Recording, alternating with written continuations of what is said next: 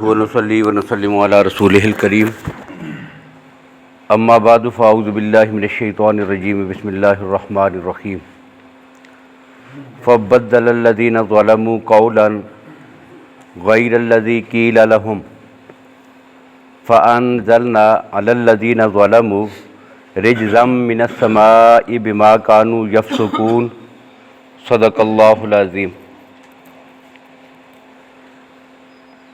سب سے پہلے اس آیت کا ترجمہ دیکھیں، فبدل پس تبدیل کر دیا۔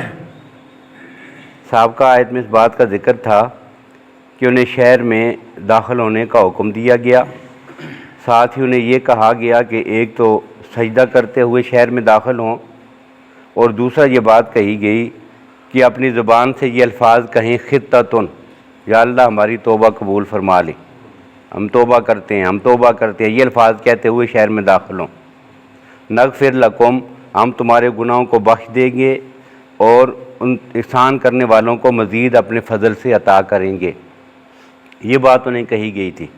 اب انہوں نے کیا کیا، اس بات میں تبدیلی کر دی۔ فبدل، تبدیل کر دی ان لوگوں نے جو ظالم تھے، یہ بنی اسرائیل، قولاً بات کو، غیر الذی سوائے اس کے قیل لہم جو انہیں کہی گئی تھی، جو بات انہیں کہی گئی تھی اس کے علاوہ تبدیل کر کے اپنی طرف سے الفاظ کہنے لگے۔ اب یہ تبدیلی انہوں نے ازرائے تمسخر کی ہے۔ جس طرح کوئی آدمی کسی بات کو، بچے کو کوئی چیز سمجھائے نا، تو وہ آگے سے الٹا مذاق کے طور پر الٹے الفاظ نکالنے شروع کر دے۔ اب انہوں نے خطتن، یہ جو لفظ تھا، یہ کہنے کی بجائے الٹے مذاق کے طور پر اپنے الفاظ کہنے شروع کر دیے۔ فَأَنزَلْنَا، پس نازل کیا ہم نے ان لوگوں پر جو ظالم تھے، رجزاً، عذاب، رج اور رجس سین کے ساتھ اور زا کے ساتھ، یہ دونوں کا معنی ہوتا ہے کسی چیز میں ارتعاش اور کپ کپی پیدا ہو جانا، اچانک جو کسی چیز کا تھر تھرانے لگنا، کپ کپی پیدا ہو جاتی ہے، جس کو ارتعاش بھی کہتے ہیں۔ اب اصل معنی اس کا یہ ہے، لیکن اب یہ عذاب کے لیے کیسے استعمال ہوا، تو جس طرح گندگی اور نجاست انسان اچانک دیکھتا ہے نا، اس کی طبیعت جب ڈگمگا جاتی ہے، اسی طرح جب کسی کو سزا ملتی ہے تو سزا کی وجہ سے اس کا دل کانپ اٹھتا ہے، تو اب اس سے یہ سزا اور عذاب کے معنی میں یہ لفظ رجزاً استعمال ہونے لگا۔ تو رجزاً کا معنی ہے عذاب، من السماء، آسمانوں سے، بما کانوا یفسقون، اس وجہ سے کہ وہ لوگ نافرمان تھے، نافرمانی کرتے تھے۔ اب اس میں دو چیزیں بڑی اہم ہیں۔ سب سے پہلی چیز ہے فبدل الذین، انہوں نے کون سے الفاظ تبدیل کیے تھے، یہ جو تبدیلی کا ذکر ہے، تو مفسرین نے لکھا کہ انہوں نے خطتن جو لفظ کہا گیا تھا، اس کے بالکل ہم وزن یہ ایک لفظ ہے، تھوڑا سا اس میں فرق ہے، خنتتن، اور خنتتن کا معنی ہے گندم۔ اب جو یہ کہا گیا کہ یا توبہ کریں، یا اللہ میں معاف کر دے، خطتن، یہ الفاظ کہیں۔ اب انہوں نے کیا کہا، خنتتن، خنتتن، یہ کہہ رہے تھے، کیا معنی ہے، یا اللہ ہمیں کھانے کے لیے گندم دے دے۔ اب یہ مذاق ہے کہ نہیں، کتنا بڑا تمسخر ہے، شریعت کے ساتھ تمسخر۔ اس وجہ سے اللہ کا عذاب ان پہ ٹوٹا ہے اور طاعون کی بیماری میں مبتلا ہوئے۔ یہ جو کہا گیا انزلنا ظلموا رجزا من السماء، آسمانوں سے عذاب نازل کیا گیا، تو یہ عذاب یہ تھا کہ طاعون کی بیماری ان پہ مسلط ہوئی ہے۔ اب یہ آسمانوں سے کہنے سے مراد یہ ہوتی ہے کہ جس طرح ہم اپنے محاورے میں کہتے ہیں نا کار خدا بندی، تو یہ آسمان سے نازل ہونے سے مراد یہ ہے کہ اللہ نے بھیجا تھا، کار خدا بندی تھا ان کے لیے یہ طاعون کی بیماری، تو یہ الفاظ انہوں نے تبدیل کیے تھے۔ اب الفاظ کی تبدیلی کا مسئلہ یہاں پر پھر مفسرین نے لکھا ہے کہ شریعت کی جتنی چیزیں ہیں، کیا ان میں ہم الفاظ کو تبدیل کر سکتے ہیں کہ نہیں۔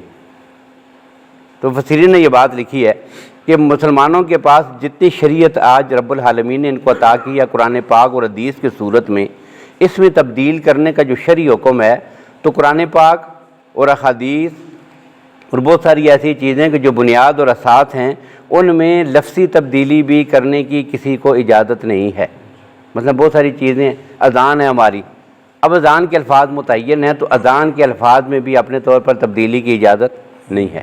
اسی طرح نماز کی جو چیزیں ہمارے پاس ثنا ہے، تشہد ہے، سورہ فاتحہ تو ہے ہی قرآن پاک کا حصہ، اس کے ساتھ جو قرات ہے وہ ہے قرآن پاک کا حصہ۔ اس کے علاوہ ہم تسبیحات پڑھتے ہیں، نماز کی تکبیرات ہیں، تشہد پڑھتے ہیں اور تحیات پڑھتے ہیں، تو ان چیزوں میں بھی شریعت میں کسی کو تبدیلی کرنے کی اگرچہ معنی ٹھیک وہی بنتا ہو، یعنی الفاظ اپنے طور پر تبدیل کرنا، یہ الفاظ تبدیل کرنے کی بھی اجازت نہیں ہے، بالکل قطعاً اس کو حرام قرار دے دیا گیا۔ اسی طرح کا پورا جو قرآن پاک ہے ہمارے پاس، اس قرآن پاک میں جو ہے دونوں چیزیں مقصود ہیں، اس کے الفاظ بھی مقصود ہیں، اور نبی اکرم صلی اللہ علیہ وسلم نے بہت ساری احادیث میں صرف اس کے الفاظ پڑھنے پر جو ہے وہ ثواب کے جو ہے وہ احادیث بیان فرمائی ہیں، خوشخبریاں دی ہیں۔ یہ کیا ہیں؟ ان کے الفاظ پڑھنے پر بھی قرآن پاک کے الفاظ بھی مقصود ہیں، اور ساتھ ہی قرآن پاک کے معنی جو ہیں یہ بھی کیا ہیں؟ مقصود ہیں۔ تو اس صورت میں اس میں بھی کسی قسم کے لفظ کو چاہے معنی وہی بنتا ہو، کوئی دوسرا لفظ اس کے متبادل لے آنا، اس میں قطعاً کسی کو اجازت نہیں ہے۔ یہ تو تمام امت مسلمہ کے ہاں ایک متفقہ بات ہے۔ اب رہے گی دوسری بات کہ ایسی چیزیں کہ جن میں معنی الفاظ مقصود نہیں ہیں، صرف معنی مقصود ہو، جس طرح نبی اکرم صلی اللہ علیہ وسلم کی عام احادیث مبارکہ کا ذخیرہ۔ اب کیا ان احادیث میں جو ہے وہ ایک آدمی جو ہے وہ الفاظ معنی کا صحیح مکمل رعایت رکھتا ہو، اور جو وہ الفاظ میں کسی قسم کی کمی بیشی ہو جائے، کیا اس کی گنجائش ہے؟ اب اس کے بارے میں امام اعظم ابو حنیفہ رحمہ اللہ دیگر بہت سارے ائمہ کی رائے اور خیال یہ ہے وہ یہ فرماتے ہیں کہ اس میں اجازت ہے کہ ایک آدمی الفاظ میں تھوڑا بہت رد و بدل ہو جائے، جس کو کہتے ہیں روایت بالمعنی، اور الفاظ معنی جو ہے وہ بالکل تبدیل نہ ہو، اور یہ بھی اس کے لیے کہ جو عربی پر مہارت بھی رکھتا ہو۔ ساتھ اور شرائط بھی ہیں اور بڑی سخت ہیں، وہ شرائط یہ ہیں کہ جس موقع پر وہ حدیث کہی گئی ہے ان مواقع کا علم بھی اس کو ہو، جس مزاج اور انداز میں وہ جملہ کہا گیا ہے اس سے بھی اور کیفیت سے بھی وہ واقف ہو۔ ظاہر کتنی مشکل سی بات ہوگی کہ نبی اکرم صلی اللہ علیہ وسلم نے اپنی مقدس زبان سے جب وہ جملہ کہا تھا تو موقع کیا تھا؟ کیا وہ کسی کو تنبیہ کے لیے کہا تھا، یا ادرائے جو ہے وہ نبی اکرم صلی اللہ علیہ وسلم نے اپنے صحابہ کے ساتھ دل لگی کرتے ہوئے جملہ کہا تھا؟ اب جب کیفیت بدلے گی یا محفل بدلے گی یا موقع بدلے گا تو جملے کا معنی بھی خود بخود تبدیل ہوتا چلا جائے گا۔ اس لیے یہ بڑی مشکل سی بات ہوتی ہے کہ اس وقت مزاج کیا تھا، موقع کیا تھا، کس موقع پر، کس انداز میں، کس لہجے میں۔ لہجہ تبدیل ہونے سے بھی الفاظ کے معنی بدل جاتے ہیں۔ مفسرین نے ایسی بہت ساری احادیث لکھی بھی ہیں کہ مثال کے طور پہ ایک آدمی اگر یہ دیکھے کہ اس کو جو ہے وہ کسی نے حالت خواب میں کہا، کیا کہا؟ اور شراب پیو۔ وہ آدمی شراب کا عادی ہے، کسی نے کیا کہا؟ اور شراب پیو۔ اب یہ الفاظ کیا اور شراب پیو سے کیا معنی؟ اور شراب پیے، وہ یہ تنبیہ ہے۔ تو اب یہ دیکھنا کہ کیا اللہ کے نبی صلی اللہ علیہ وسلم نے حدیث میں کون سا جملہ تنبیہ کے لیے کہا تھا، کون سا جملہ جو ہے وہ زجر کے لیے ہے، کون سا جملہ اللہ کے نبی صلی اللہ علیہ وسلم نے دل لگی کے طور پر کہا تھا۔ اب اس موقع اور کیفیت اور یہ ساری چیزوں کو جانتا ہو، عربی زبان پہ مہارت ہو، ایسی صورت میں اگر کوئی جو ہے وہ ایسا لفظ تبدیل ہو جائے کہ جس کا معنی تبدیل نہ ہو رہا ہو تو پھر اس کے لیے گنجائش ہے۔ اس کو کہتے ہیں روایت بالمعنی۔ لیکن بہت سارے مفسرین ایسے بھی ہیں، یہ تو جمہور کا مذہب تھا، جمہور سے مراد یہ ہے کہ اکثریت ائمہ کرام کی، محدثین کے، معارف فقہاء کرام کی رحمۃ اللہ تعالی علیہم، ان کا یہ نظریہ ہے کہ یہ الفاظ تبدیل کرنے کی اتنی سی گنجائش ہے جبکہ وہ آدمی عربی زبان کا ماہر ہو، موقع محال سے ماہر ہو، اس وقت کے لب و لہجے والات اور کیفیات کو وہ سمجھ رہا ہو، اس وقت وہ اس میں اگر لفظی تبدیلی کر دے تو اس کے لیے گنجائش ہے۔ لیکن دوسرے جو ہیں فقہاء کرام، اس جمہور کے علاوہ کچھ علماء کرام، ان کی رائے یہ ہے کہ نہیں، اس میں بھی تبدیلی کی گنجائش نہیں ہے بالکل۔ اب ان کی دلیل کیا ہے؟ تو ان کی دلیل بہت ساری احادیث ہیں۔ ایک حدیث ہے بخاری شریف کی کہ نبی اکرم صلی اللہ علیہ وسلم نے، ان کے سامنے ایک صحابی ہے حضرت کعب رضی اللہ تعالیٰ عنہ، آگے کہنے یا رسول اللہ مجھے رات کو پڑھنے کے لیے آپ کوئی وظیفہ عنایت فرما دیں، رات کو سوتے ہوئے میں کیا پڑھا کروں، مجھے دعا بتلائیے۔ اب اللہ کے نبی صلی اللہ علیہ وسلم نے ان کو جو دعا کے الفاظ بتلائے، آمنت بکتابک الذی ارسلت ونبیک الذی آمنت بکتابک الذی انزلت ونبیک الذی ارسلت، یہ الفاظ تھے اس دعا میں کہ جو کہا کر کہ یا اللہ میں تیرے اس کتاب پہ ایمان لایا ہوں جو تو نے نازل کی ہے، اور تیرے اس نبی پر ایمان لایا ہوں جس کو تو نے نبی بنا کے بھیجا ہے۔ بے نبی کلذی ارسلتا۔ اب اس صحابی نے یہ بات سن لی۔ اب سننے کے بعد یاد کرنے کے لیے جس طرح آدمی دہراتا ہے نا، تب ان صحابی نے یہ الفاظ دہرانے شروع کر دیے۔ وہ دہراتے ہوئے کیا کہتے ہیں؟ آمنت برسولک الذی ارسلتا، آمنت برسولک الذی۔ اب اللہ کے نبی نے کیا فرمایا تھا؟ آمنت بنبیک الذی ارسلتا۔ اب نبی اور رسول معنی کے لحاظ سے اور اس اسموں کے پر مفہوم کے لحاظ سے دونوں ایک ہی بات ہیں۔ جب ہم کہیں نا کہ آمنت بنبیک کا یا آمنت برسول کا، تو ہمارے لیے نبی بھی وہی ہیں، رسول بھی وہی ہیں۔ ہمارے آقا صلی اللہ علیہ وسلم اللہ کے نبی بھی، آخری نبی بھی ہیں، اللہ کے رسول بھی ہیں، نئی شریعت بھی دی گئی ہے، اور آپ نبی بھی ہیں۔ یہ دونوں صفات اللہ نے آپ میں اکٹھی اور جمع فرما دی ہیں۔ لیکن کیا ہوا؟ نبی اکرم صلی اللہ علیہ وسلم نے صحابی کو روک دیا، فرمایا نہیں، جس طرح میں نے کہا ہے نا آمنت بنبیک الذی ارسلتا، تو برسولک الذی ارسلتا کیوں کہہ رہا ہے؟ اس میں تبدیلی کی گنجائش نہیں ہے۔ اب اس حدیث کو بنیاد بنا کر ان فقہاء کرام نے کیا کہا؟ انہوں نے کہا کہ دیکھیں جی، اتنی لفظی تبدیلی کی کہ جس کی وجہ سے معنی کوئی تبدیل نہیں ہو رہا تھا، اتنی بھی گنجائش نہیں ہے۔ اور پھر دوسری حدیث ان کی دلیل کیا بنی ہے؟ اللہ کے نبی صلی اللہ علیہ وسلم نے فرمایا نظر اللہ امرأً، اللہ کی ذات اس آدمی کو تر و تازہ اور خوش رکھے، سمع مقالتی، کہ جس نے میری بات کو سنا اور آگے فبلغھا کما سمعھا، اس کو ویسے ہی پہنچا دیا جیسا مجھ سے سنا ہے۔ اب یہ خوشخبری کس صورت میں کہتے ہیں؟ خوشخبری اس صورت میں سنائی گئی ہے کہ جو کچھ ہم نے اللہ کے نبی صلی اللہ علیہ وسلم سے سنا ہے اس کو ویسے ہی پہنچائیں۔ اب اس میں ہم لفظی تبدیلی بھی کریں گے نا تو اس خوشخبری سے محروم ہو جائیں گے۔ تو یہ وہ دلائل ہیں ان فقہاء کرام کے جنہوں نے کہا کہ اس میں گنجائش نہیں ہے۔